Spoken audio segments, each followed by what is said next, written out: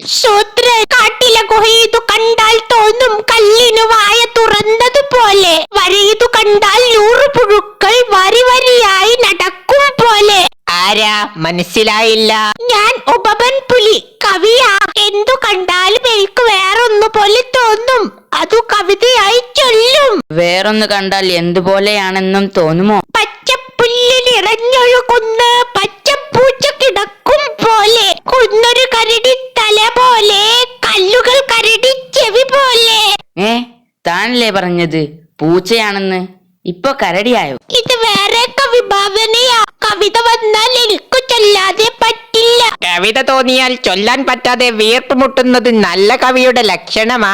ഉപമൻ കൊള്ളാം. വീർപ്പുമുട്ടലിന് മരുന്നുണ്ടോ? അയ്യോ, അതാ ബബ്ബൻ. ഇന്നലെ ഒരു കല്ലെറിഞ്ഞത് പുള്ളിയുടെ തലയിലാ കൊണ്ടത്. നെറ്റി പൊട്ടി. ഒളിച്ചാലോ? നടപ്പില്ല, നമ്മളെ കണ്ടു.